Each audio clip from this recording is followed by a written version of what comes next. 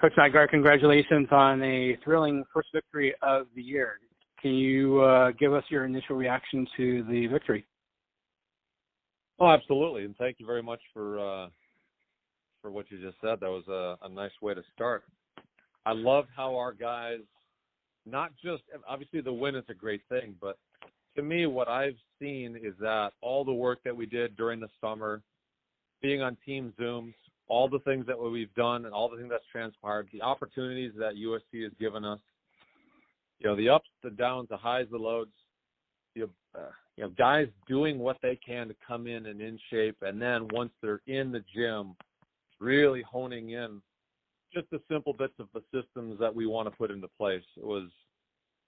Gave us the opportunity to win tonight, and then I think we saw a little bit of our fight, a little bit of our willingness to push ourselves. And then obviously we can walk away saying we got the win, which was great, but we've got a lot of work to do, and I know we are super pumped to get out there and take on those challenges of how do we get better. You bring me to my next question. Where do you draw the line between January volleyball and volleyball that I don't want to say unacceptable, that you just don't want to see at this point? I'm not sure I understand your question. What do you? It seemed like tonight, both teams kind of struggled in terms of their attack percentage. A lot of errors. Some people would call that January volleyball. Do you subscribe to that, or do you just think that errors during the year is unacceptable? Well, we've already talked about team goals of what we want to try to accomplish as a team in terms of attack percentages. We've itemized that per position group, and so we know we've got some work to do. I mean, I could look at the stat line for Brandon, and he hit 393, I think, with a lot of sets, and just did a real nice job, real nice performance. And, the good news is that are we at midseason form at this point? And the answer is probably not. So we know that there's a lot of pieces that have to fall into place with being a little bit more efficient, making smarter decisions, getting our timing down, the heat of the battle. That's the first time that we played all year. So, like I said, the result was great, but embedded in there was so many things that I really enjoyed seeing our guys paying attention to, trying to implement, trying to work on. And as we get more and more competitions, I know that they're just going to get nothing but better. So if I was to itemize where we need to be, is that clearly we need to be peaking right when it matters the most. And I think if we stay mindful of things, we could be on a real good trajectory. Your team was on pause for a little bit, so obviously this is your first match of the year. What is the team's attitude in finally getting to play somebody that is not their own teammate? Well, you could definitely say some excitement, but I actually think that there's some real good humility and some real good gratitude for the opportunity that we got to go out and compete. I know that not being able to play for 9 months has obviously been a challenge, but by the same token, I think that they've handled it with a great deal of maturity. I think they've handled it with a great deal of poise, and they just look at every day that we can get in the gym as genuine love of the sport, loving to represent USC, loving to represent the proud heritage that we have. I know that they're carrying that responsibility, but they're doing it in a way that makes me proud to be a part of it. Let's get into the match. The team obviously started really well. It seemed like there was great energy from your team. Can you speak to the energetic start to the match? Oh, for sure. I mean, you alluded to it. It's our first competition, so we get to go in and compete against somebody else. All that hard work goes towards one thing, and that's competing. So we definitely were on an emotional high. May have been a little bit of nervousness, may have been a little bit of just wanting to go out there and just compete at a high level. So I think we came out in games 1 and 2 and had a real early lead. And then they just kept clawing back and clawing back and clawing back. Their style of volleyball is relentless, and they play a savvy type of game where they're scrappy. They don't let anything fall without full effort. And so they just kept chipping away. And I'm proud of the fact that our guys stuck with what we're trying to do. And even though it was, not the cleanest game that we could possibly have played, we had some real good attacking percentages in game 1 and game 2, and then found a way to get it done game 4 specifically. In the first set, both teams got yellow cards on the same play. What happened during that ordeal? Well, I think it's safe to say that our team knows their team and have been battling against each other or with each other from club volleyball, probably way back to like 12. So, it's good-natured volleyball. There's a lot of competitiveness. There's talking back and forth, which, I like keeping things on our side of the net, but at the same time, it's I didn't see anything that was a problem, so to speak. Now, do we need to keep it on our side of the net and focus on what we're trying to do? It's like overtime for sure, but there's a lot of relationships that were on the court there. I'll get to your team. Let's talk about UCLA. The two things that stood out to me was that even though UCLA only had 4 errors, they seemed to be able to put SC out of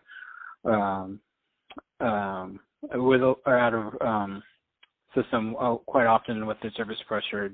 Do you agree with that assessment? Oh, sure.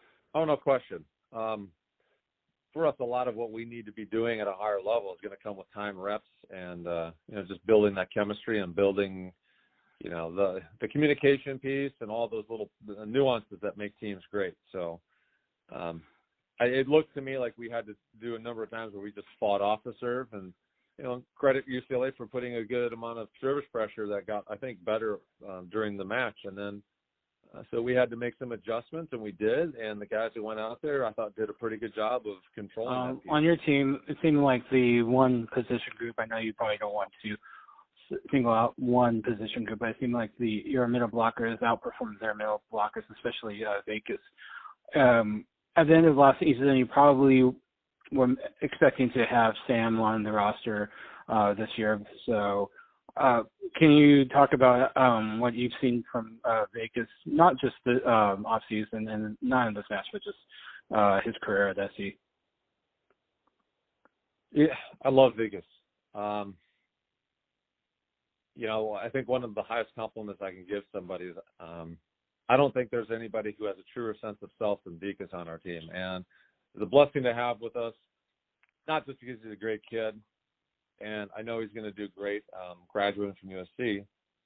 But in the court, he's a big physical presence for us in the middle. And, he can draw a lot of attention, and he can get the job done. So he's, the 3 phases that he mostly controls with these serving, attacking, and blocking. And he does a really high level of all 3 of those phases. And then he also, surprisingly, every now and then makes a real good dig for the team. So, we love it when he does that. He steps right in there, and he's not afraid to take the charge and put the ball in the air for us. But he does a lot of great things at that position that the team definitely thrives on. And you mentioned your team battling, but let's dig a little bit deeper. It seemed obviously that, to me, the match really was determined at the end of set 1, set 2, and set 3. Set 4. UCLA actually took a lead in set 1 and set 2. They fought off match point in set 4. Talk about your team's character and not putting their head down when UCLA had set point in 1 and 2 and fought off match point in set 4. Well, I mean, there's resilience, there's poise, there's belief, there's trust, there's all kinds of great things. So it was back and forth. They had a lot of opportunities to close out games, and we had some opportunities. And, I mean, you're alluding to the sign of a team as to how things go when, maybe they're down a couple when it's 24-22. Can they find a way? And 3 out of those 4 games went to really close, tight numbers, and we just kept battling. We didn't lose our focus. We actually were able to execute right when it mattered the most.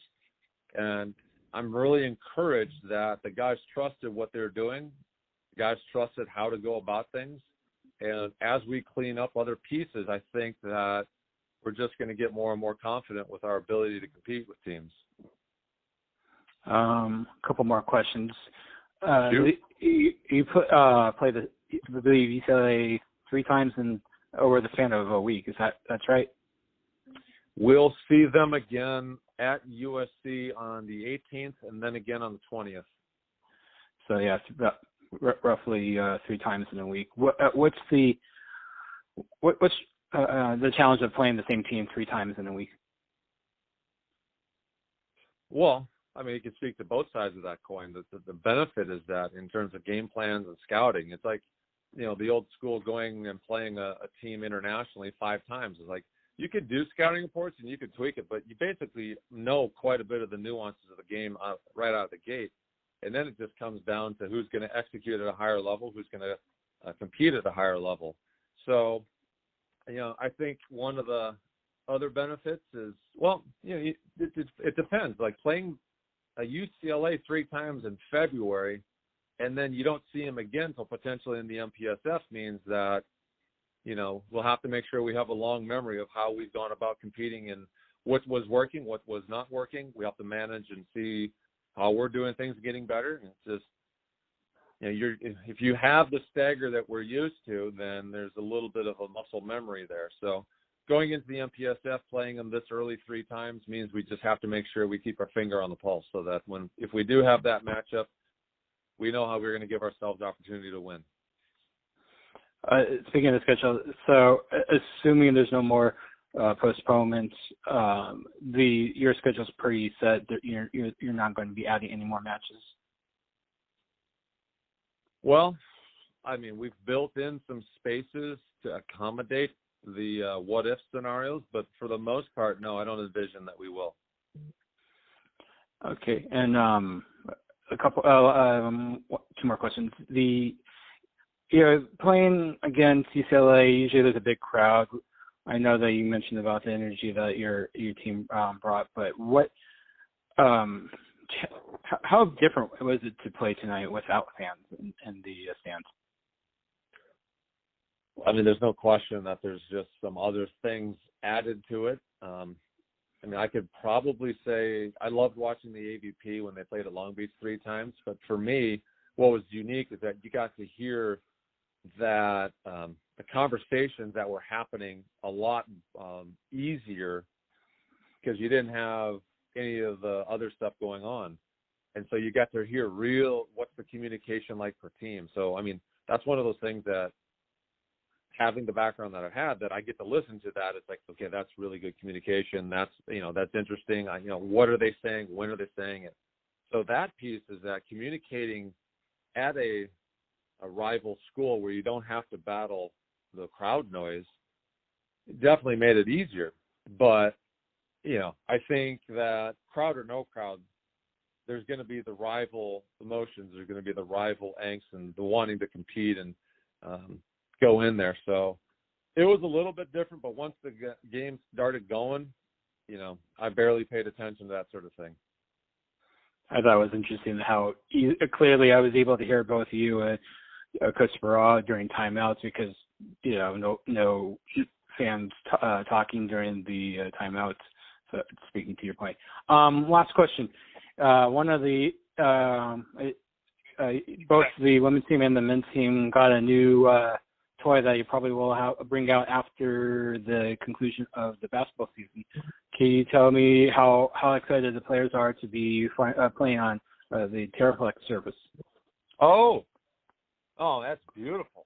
Oh, man. I mean, I'm excited to be just on it. For me, I mean, that was the great thing when you play international. Is I love playing on that floor. So that's going to be really exciting. It's going to look phenomenal. It's going to feel great. It's just going to really represent the tradition of the men's volleyball program and how nice it's going to look. The guys are going to be out there competing hard. The Galen Center is going to do a phenomenal job of showcasing what's going on. The guys are super pumped up. I mean, we've had a few practices on it. Obviously, running 4 teams in the Galen Center means that we don't get it up there all the time, but we've had the opportunity to be out there. So we're looking forward to those days where we're going to be on the Galen Center floor with that amazing Terraflex. I think it just speaks volumes to the program and to the school, and we're just fired up. Oh, I'm fired up for you guys too. I hear nothing but good things about that service. So exciting for not just your program, but the women's program, of course, too. Thank you for taking time with us at Off the Block blog, and congratulations on the victory.